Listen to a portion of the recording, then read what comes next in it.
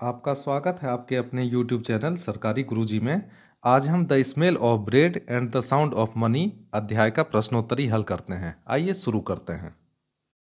B, let's think and tell. चलो सोचें और बोलें। यहाँ पे थिंक का अर्थ होता है सोचना और टेल का अर्थ होता है बोलना। B1, answer these questions orally. प्रश्नों के उत्तर मौखिक रूप से दें, बोल कर दें। यहाँ पे ओरली का अर्थ हुआ मौखिक या बोलकर। A, what did the poor man enjoy every day. गरीब आदमी प्रतिदिन क्या आनंद लिया करता था। तो यहाँ पे एंजॉय का अर्थ हुआ आनंद और एवरी डे का अर्थ हुआ प्रतिदिन।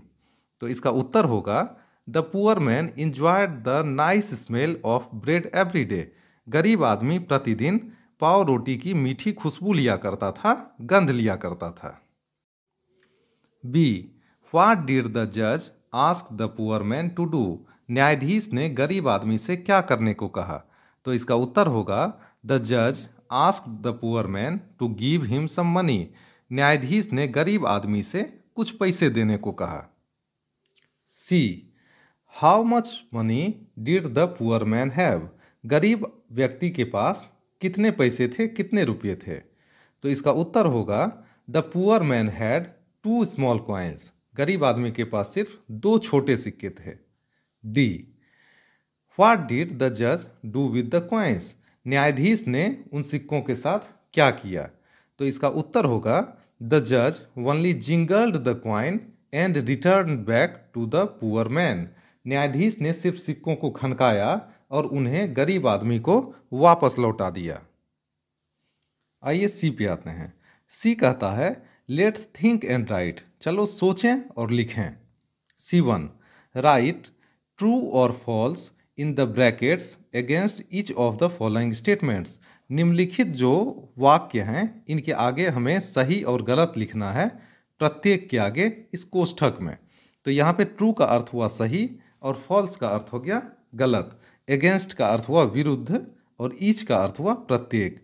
तो निम्नलिखित वाक्य जो हैं हमें इनके आगे ट्रू और फॉल्स लगाना है, इन्हें बताना है कि ये वाक्य सही हैं अथवा गलत हैं। तो आइए C1 का ए देखते हैं।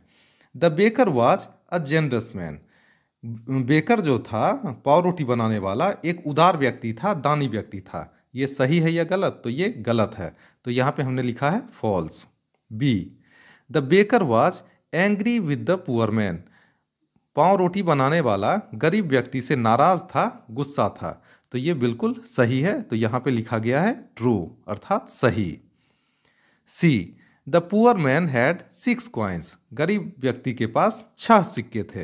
तो ये ट्रू है या फॉल्स है।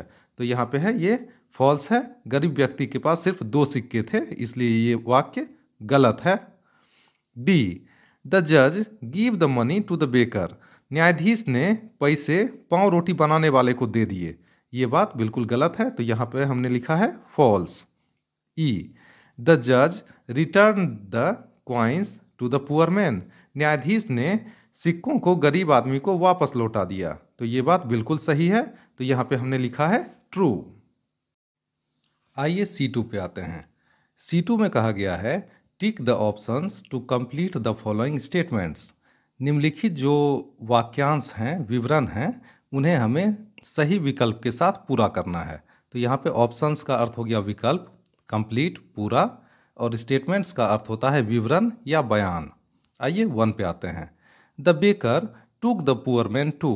बेकर जो है पाव रोटी बनाने वाला गरीब व्यक्ति को ले गया। तो कहाँ ले गया था। ए, हिज हाउस अपने घर। बी, हिज शॉप अपने दुकान। सी, कोर्ट न्यायालय। डी, द किंग राजा के पास।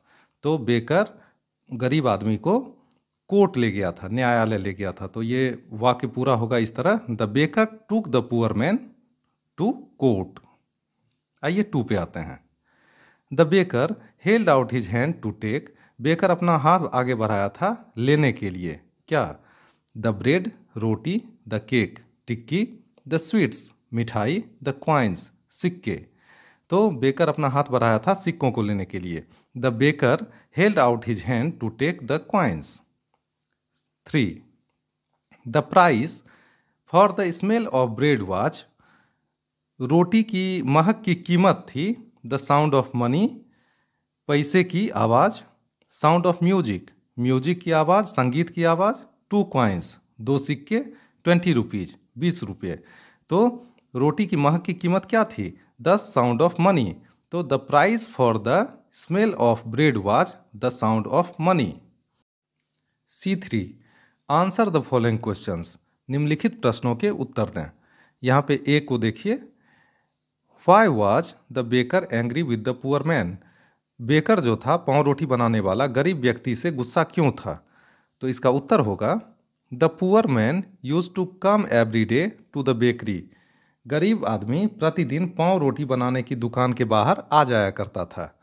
ही used to enjoy the nice smell of bread, वह पाँव रोटी की मीठी खुशबू का आनंद लिया करता था। The baker was angry with the poor man as he did not pay any money for this, baker उससे गुस्सा था क्योंकि वह इसके लिए कोई मूल्य अदा नहीं करता था, कोई पैसे नहीं देता था। आइए आगे बढ़ते हैं। बी, वाई डिड द जज जिंगल द कॉइन्स टुगेदर, न्यायाधीश ने सिक्कों को आपस में क्यों खनकाया? तो इसका उत्तर होगा द जज knew that the poor man had only enjoyed the nice smell of bread, न्यायाधीश जानते थे कि गरीब आदमी सिर्फ रोटियों की मीठी खुशबू का आनंद लिया करता था। The price of smell could be only the jingle of coins, रोटियों की खुशबू की कीमत सिर्फ पैसों की खनक ही हो सकती है। सो द जज जिंगल द कॉइन्स टुगेदर, इसलिए उन्होंने सिक्कों को खनखना दिया, जज ने सिक्कों को खनखना दिया। सी, डिड द जज do justice to the poor man, क्या न्यायाधीश ने गरीब व्यक्ति के साथ न्याय किया? गिव रीजंस, कारण दीजिए।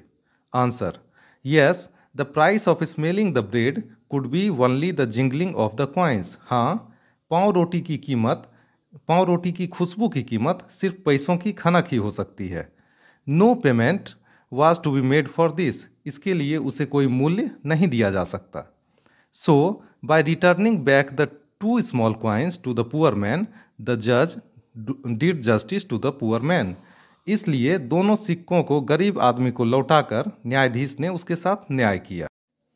D, let's increase word power, आइए अपनी शब्द शक्ति बढ़ाएं, अपनी शब्द की ताकत बढ़ाएं। यहाँ पे इंक्रीज का अर्थ होता है बढ़ाना, वर्ड शब्द, और पावर का अर्थ होता है शक्ति।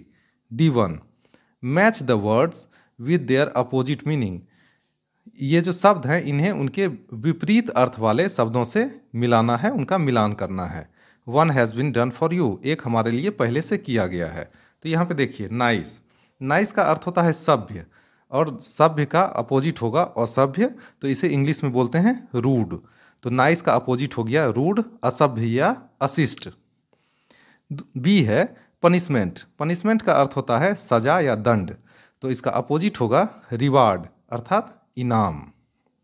सी, स्टिंजी, स्टिंजी का अर्थ होता है कंजूस, तो कंजूस का अपोजिट होगा, उल्टा होगा जेनरस, जेनरस का अर्थ होता है उदार या दानी। डी, डी है एंग्री, एंग्री का अर्थ होता है गुस्सा, तो इसका अपोजिट होगा काम अर्थात शांत। ई, ई है स्माइल्ड, स्माइल्ड का अर्थ होता है मुस्कुराना, तो मुस्कुराना का अपोजिट होगा वेप्ट अर्थात रोना। आइए आगे बढ़ते हैं।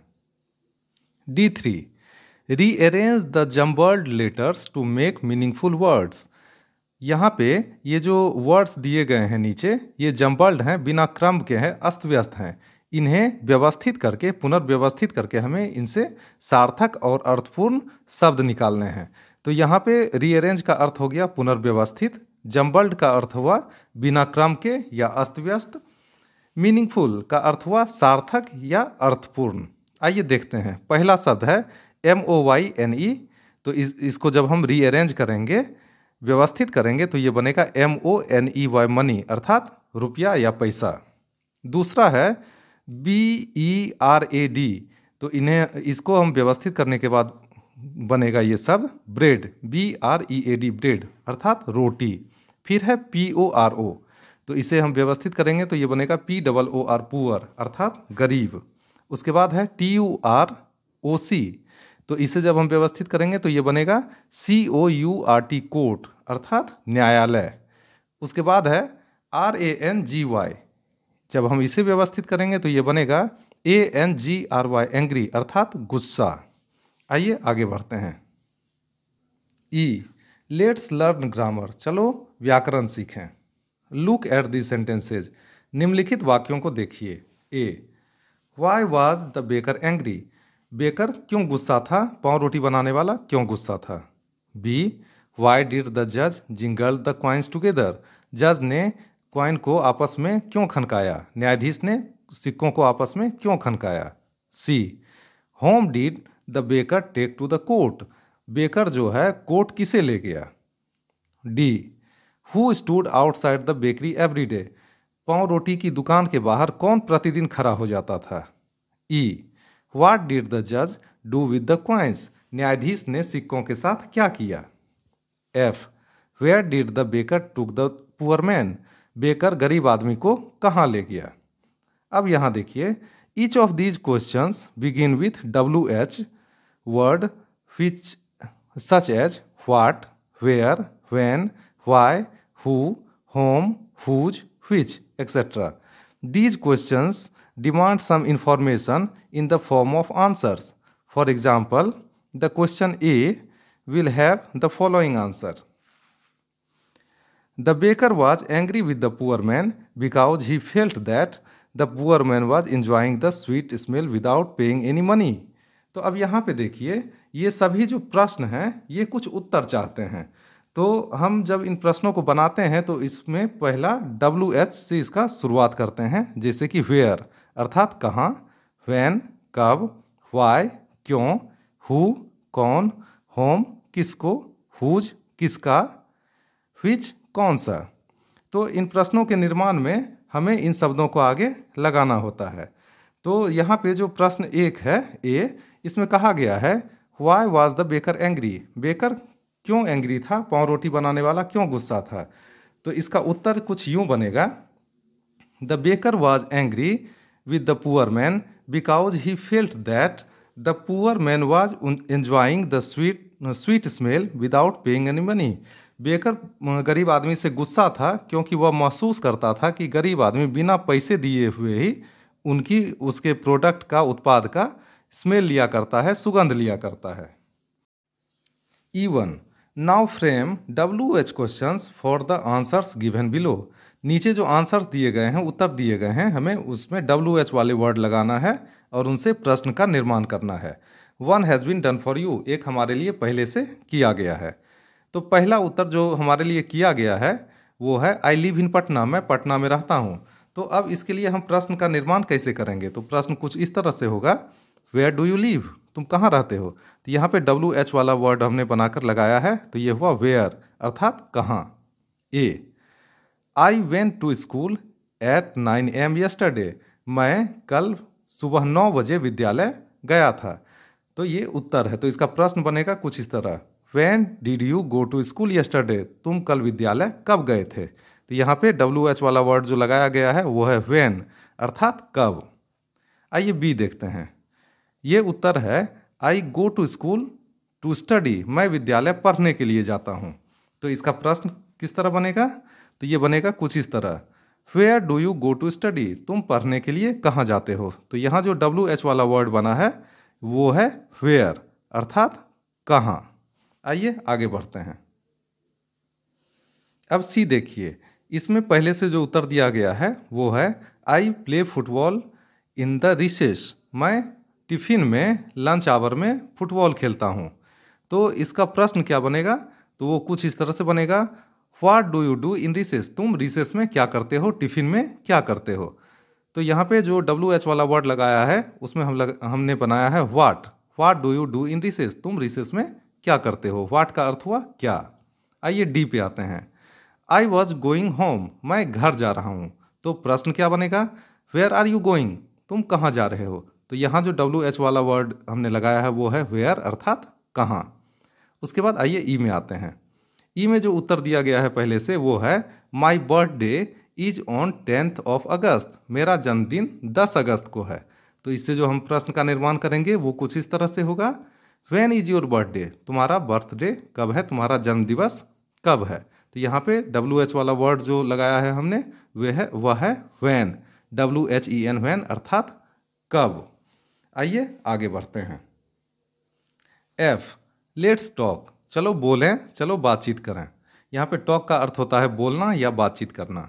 Work in pairs and role play the following conversation, जोड़े में काम कीजिए और रोल प्ले कीजिए, नाटक कीजिए इस बातचीत को करने का। तो आइए देखते हैं यहाँ पर कैसी बातचीत हो रही है।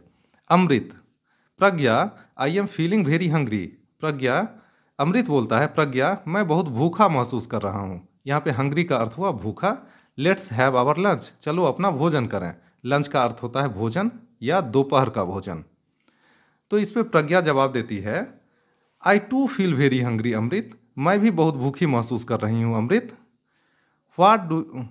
वाट have you brought in your tiffin, तुम अपने टिफिन में क्या लेकर आए हो। तो अमृत जवाब देता है मैगी, मैं मैगी लेकर आया हूँ। तो इस पर प्रज्ञा बोलती है ओह दैट्स ग्रेट, वाह बहुत अच्छा। आई लव इट, मैं उसे पसंद करती हूँ। I also have brought paratha and bhujia, मैंने अपने साथ पराठा और भुजिया लाया है। अमृत बोलता है आहा दैट्स गुड, वाह बहुत अच्छे। लेट्स स्टार्ट, चलो शुरू करते हैं। तो प्रज्ञा जवाब देती है ओके ठीक है। आइए आगे बढ़ते हैं। जी लेट्स राइट, चलो लिखें। यहाँ पे राइट का अर्थ होता है लिखना। F1 given below is an incomplete paragraph on Dussehra celebration, नीचे जो पैराग्राफ दिया गया है वह अधूरा है, वह लेख अधूरा है, अनुच्छेद अधूरा है जो कि दशहरा सेलिब्रेशन पे है, दशहरा उत्सव पर है। Fill in the blanks with the words in the box to complete it, नीचे जो ये बॉक्स में वर्ड्स दिए गए हैं इन्हें भरकर उन्हें पूरा करना है। तो इसमें जो वर्ड्स हैं वो हैं महिषासुर, न्यू नया, फेस्टिवल त्योहार, हेवन स्वर्ग, स्वीट्स मिठाई, विक्ट्री विजय और दशहरा। आइए अब अनुच्छेद को देखते हैं, लेख को देखते हैं। दशहरा, आइए इस अनुच्छेद को पूरा करते हैं। यहाँ पे जो भी रिक्त स्थान है वहाँ पीछे जो बॉक्स में शब्द दिए गए थे उनके द्वारा भर दिया गया है। तो आइए अब इसका अर्थ जान लेते हैं। Dussehra is one of the most important festivals of our country, Dussehra हमारे देश का एक महत्वपूर्ण त्यौहार है। यहाँ पे इम्पोर्टेंट का अर्थ हुआ महत्वपूर्ण, फेस्टिवल त्यौहार, कंट्री देश। It symbolises the victory of good over evil, यह इस बुराई पर अच्छाई की जीत का प्रतीक है। तो यहाँ पे सिम्बोलाइजेज का अर्थ हुआ प्रतीक, विक्ट्री विजय, गुड अच्छाई, इविल बुराई। It is said that goddess Durga killed Mahishasura and restored peace and happiness back in the heaven, ऐसा कहा जाता है कि देवी दुर्गा ने महिषासुर का वध किया और स्वर्ग में शांति और खुशहाली को वापस लाया। People celebrate Dussehra with pomp and gaiety all over the country, पूरे देश के लोग दशहरा को धूमधाम और उल्लास के साथ मनाते हैं। तो यहाँ पे सेलिब्रेट का अर्थ हुआ मनाना, पॉम्प धूमधाम, गाइटी का अर्थ होता है उल्लास। They wear new clothes and exchange sweets with their neighbours, यहाँ पूरे देश के लोग नए कपड़े पहनते हैं और स्वीट्स की अदला बदली करते हैं अपने पड़ोसियों के साथ। तो यहाँ पे न्यू का अर्थ हो गया नया, एक्सचेंज का अर्थ हुआ अदला बदली और नेबर्स का अर्थ हो गया पड़ोसी। इसी के साथ हमारा ये अध्याय समाप्त हुआ। अध्याय से जुड़े कठिन शब्दों को आप वीडियो डिस्क्रिप्शन और स्लाइड्स में देख सकते हैं। डिस्क्रिप्शन में आप पाठ से संबंधित क्वेश्चन आंसर भी देखकर लिख सकते हैं। तो मिलते हैं अगले वीडियो में नए अध्याय के साथ। आपका बहुत बहुत धन्यवाद।